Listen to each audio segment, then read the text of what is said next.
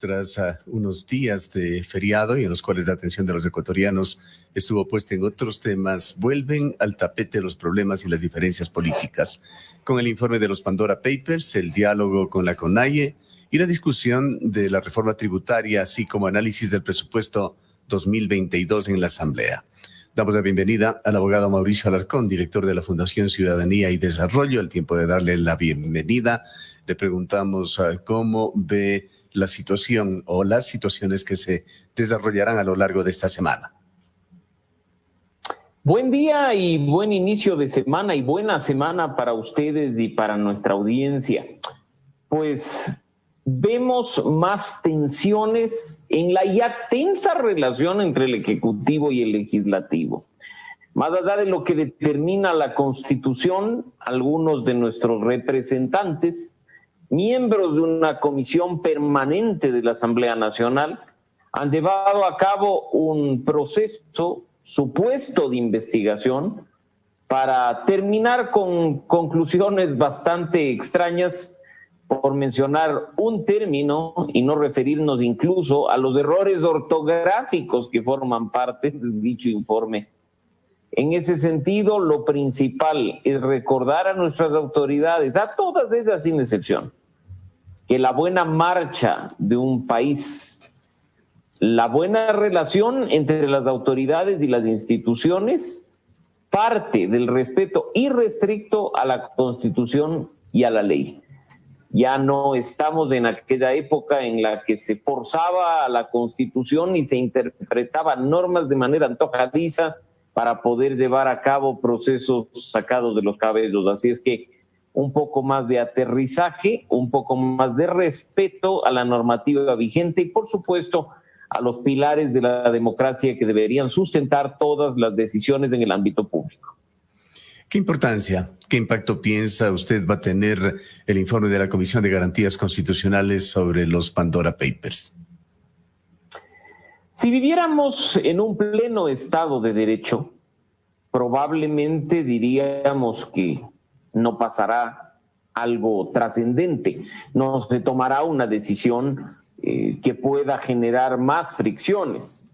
Pero como, insisto, algunas personas creen que su criterio o los votos al interior de la Asamblea Nacional pesan más que la normativa constitucional, es posible que estemos frente a una nueva crisis, pues no creo que se necesite ser vidente para ver por dónde está orientado el informe de investigación de esta comisión, forzando a que ciertas situaciones a su criterio probadas generan una grave conmoción social o conmoción interna, con miras a forzar, hay que decirlo, la aplicación del artículo 130 de la Constitución, que como ustedes conocen es la parte de la muerte cruzada que le corresponde a la Asamblea Nacional, es decir, el proceso de destitución del presidente de la República. Abogado Alarcón, ¿usted considera que hay elementos o que tuvo los elementos suficientes esta comisión para aseverar de alguna manera que existe una conmoción interna en el país y a través de ello hacer sugerir o recomendar este llamado a comparecer al presidente de la República?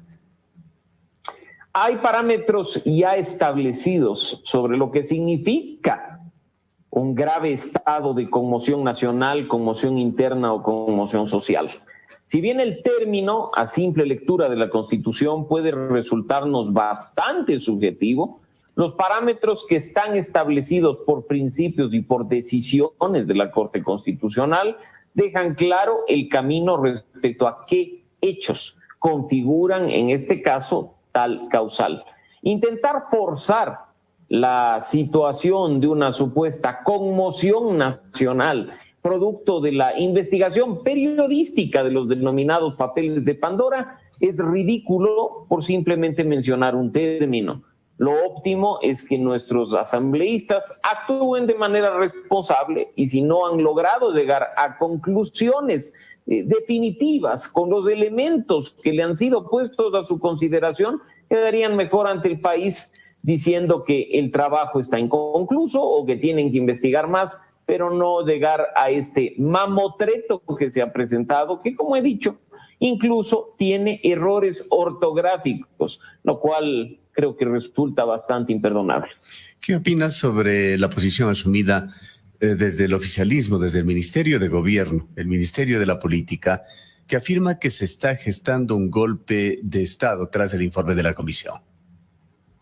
Bueno, si es que se quiere efectivamente vulnerar la Constitución o si se va a intentar vulnerar la Constitución, estaríamos ante una ruptura del régimen democrático constitucionalmente constituido. Sin embargo, creo que el Ministerio de Gobierno no puede ni debe limitarse a comunicados de prensa o a ruedas de prensa para hablar con los medios de comunicación, sino que como principal responsable de la garantía de gobernabilidad que tiene este país, ya definitivamente deben tender puentes con nuestros asambleístas y empezar a discutir no solo este tema que empieza a ser intrascendente, sino aquellos que verdaderamente nos preocupan a los ecuatorianos. No podemos pasar de comunicado en comunicado. El Ministerio de Gobierno tiene que actuar de manera responsable, articulando a los distintos actores políticos por el bien del país. No te olvides que en este momento hay una reforma tributaria conociéndose en la Asamblea Nacional y una proforma presupuestaria para 2022 que también requieren acciones conjuntas con otras organizaciones políticas, con bloques representados en la Asamblea Nacional. Pues el gobierno, con sus 12 legisladores propios o con los 25 que forman parte de la bancada de acuerdo nacional, que es en este momento oficialista, difícilmente van a lograr algún resultado. Por otra parte, la especie de tregua que se dio con motivo del feriado entre el gobierno nacional y la CONAIE, ¿qué efectos ha traído? ¿Quién se fortaleció o quién debilitó sus posiciones en este interín? Dos posiciones que partieron débiles terminaron por quedar como lo que son. Al momento en que deciden tomarse un descanso producto del feriado, para del un lado y del otro no negociar e irse de viaje oficial, por supuesto, pero viaje al fin, y del otro supuestamente retirarse a sus casas para retomar energías. Ahí se ve definitivamente si se está trabajando por el bien del país o peleando por ideales o presentando propuestas alternativas, o si simplemente se está haciendo estas cosas por molestar, por afán de protagonismo o incluso por pescar a río revuelto, viendo si algo pasa a futuro. Ahora, abogado Alarcón, regresando quizás al tema de esta comisión, del informe de la Comisión de Garantías en la Asamblea Nacional. Según los comisionados, el presidente de la República habría incumplido el mandato popular de la consulta que prohíbe a los funcionarios públicos tener bienes o recursos en paraísos fiscales o capitales en paraísos fiscales. Si bien esta no es una causal contemplada para juicio político o destitución, ¿qué implicaciones podría tener este incumplimiento por parte del presidente de la República?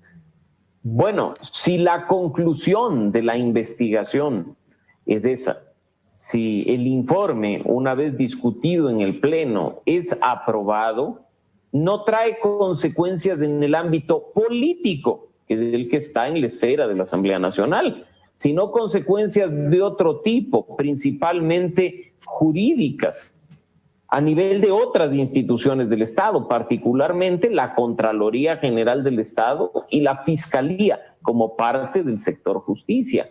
Les corresponderá a estas dos instituciones determinar, después de un proceso de investigación propio, si es del caso, si efectivamente se ha vulnerado el mandato popular que después fue consagrado en una norma, la norma del pacto ético aprobada en referendo en 2017, o si en un tema particular que me resulta bastante preocupante, el presidente hubiera caído incluso en perjurio, porque no nos olvidemos que para asumir el cargo, no me voy a referir a la candidatura, para asumir el cargo, se tiene que presentar una declaración patrimonial juramentada y esa declaración debe decir perfectamente delimitado qué se tiene en cuanto a activos, qué se debe en cuanto a pasivos, se establece un patrimonio y si hubiera alguna falla o algún tema no declarado, se estaría cayendo en un delito. Así es que ahí tendría que entrar en acción incluso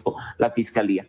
Pero esas son otras instancias. No nos olvidemos que la Asamblea Nacional juega un rol político de fiscalización, y esa fiscalización además está perfectamente determinada tanto en la Constitución como en la Ley Orgánica de la Función Legislativa. Así es que en ese sentido, incluso si se resuelve invitar al presidente a comparecer al Pleno de la Asamblea Nacional sobre pretexto de las conclusiones de este informe, el presidente no está obligado a ir y responder preguntas en un tema como este, pues específicamente se dice en qué casos esto es aplicable. Ojalá no sea simplemente un show político para seguir trabajando en minar la credibilidad y la confianza tanto del presidente de la República como de la Asamblea Nacional. Pasando a otro tema, el presidente de la República retornó ya al país en este fin de semana. Hizo una presencia en la COP26, estuvo también en España en contactos de carácter comercial. ¿Qué balance saca de esta visita del presidente de la República, donde lo más relevante quizá fue la creación de una nueva reserva marina en Galápagos, la declaración de intenciones que tendrá que ser concretada, mientras aquí en el Ecuador se ha criticado este tema de Guillermo Lasso por el contraste que existe con respecto a sus políticas medioambientales internas, en donde quizá lo más notorio es esa intención de Guillermo Lasso de duplicar la producción petrolera en el Ecuador.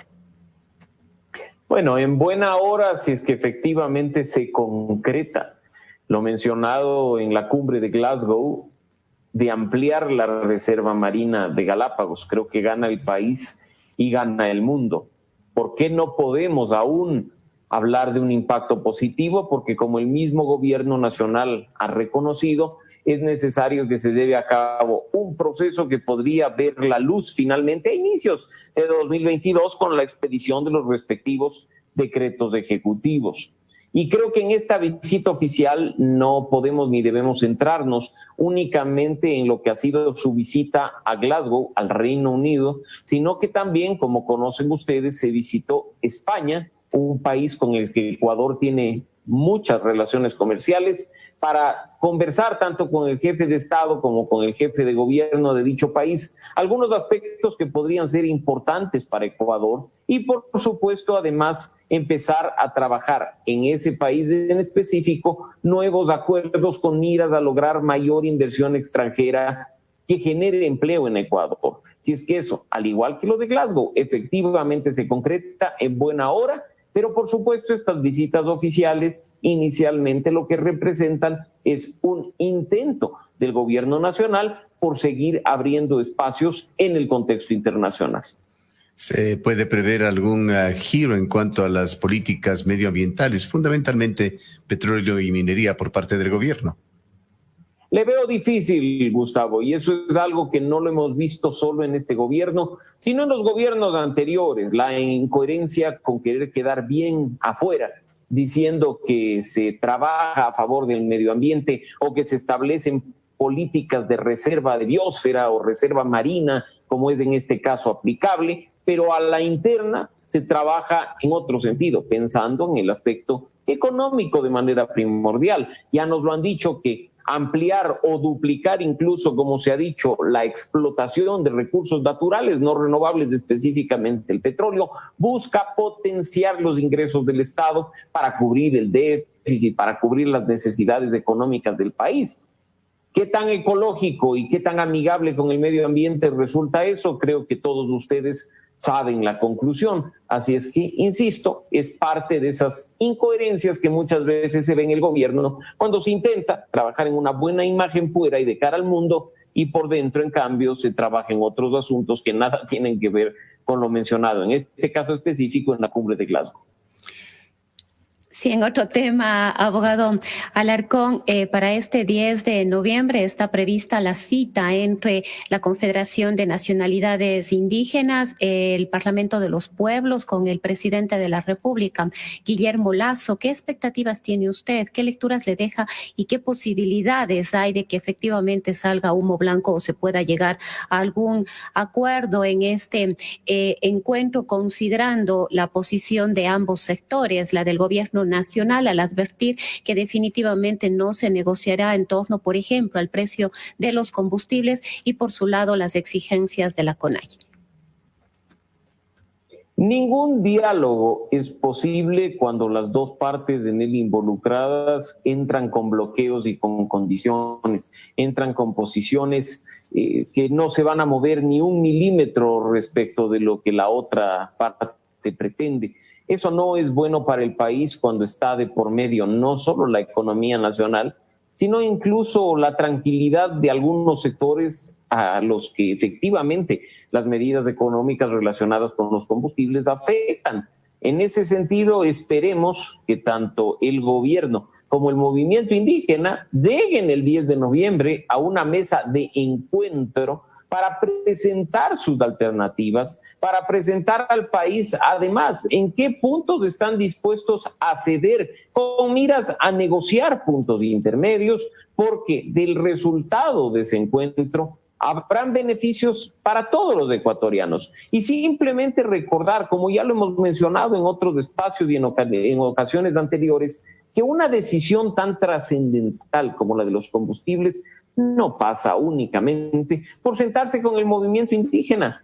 El tema del cambio en el precio, más allá de la fijación o de que se lo haya hecho respecto de un precio superior al inicialmente planteado, el cambio en el precio nos afecta a todos los ecuatorianos, a la clase media, a la clase pobre, y creo que es fundamental que partamos del hecho de que un subsidio tiene que cumplir con los principios económicos por los cuales es creado. Tiene que ser temporal, tiene que ser focalizado y tiene que estar principalmente apuntando a aquellos sectores que lo necesitan. ¿O es que acaso todos nosotros queremos que nos aumenten los impuestos para cubrir combustible subsidiado que se destina a acciones de narcotráfico, como ya hemos visto en años anteriores? Personalmente no quiero eso. Pero sí, en todo caso, si sé que el dinero que se me quita de mi bolsillo mediante impuestos va a estar destinado para satisfacer las necesidades de quienes más dolidos están en la situación económica de nuestro país. Nos dijeron que nos iban a presentar un plan de focalización de subsidios en el mes de septiembre. Después fue en el mes de octubre. Estamos llegando al 10 de noviembre y no conocemos dicho plan. Ojalá no haya sido simplemente una afirmación sin sustento por parte del gobierno nacional. Para finalizar, abogado Alarcón, recordemos que hubo problemas muy serios entre el Ejecutivo y el Legislativo en forma previa a esta especie de tregua que se dio.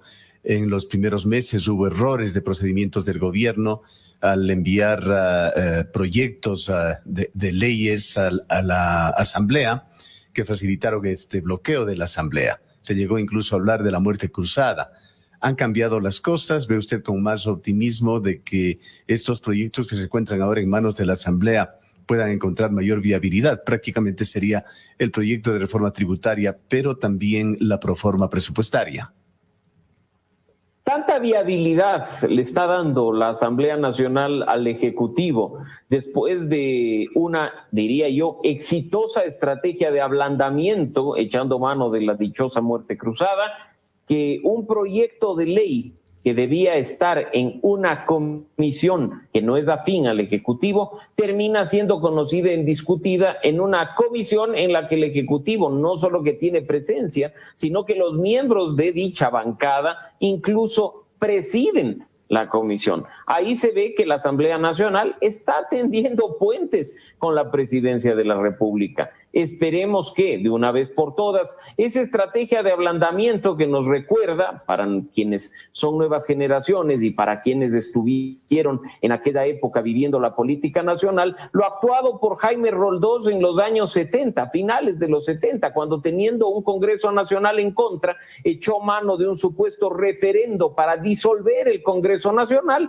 y lograr que una mayoría que le era esquiva se le alinee para mantenerse en el cargo. ¿Será acaso que es porque los asesores del presidente de la República en este momento corresponden a la misma época? Lo cierto es que al parecer la estrategia en este momento puntual ha funcionado.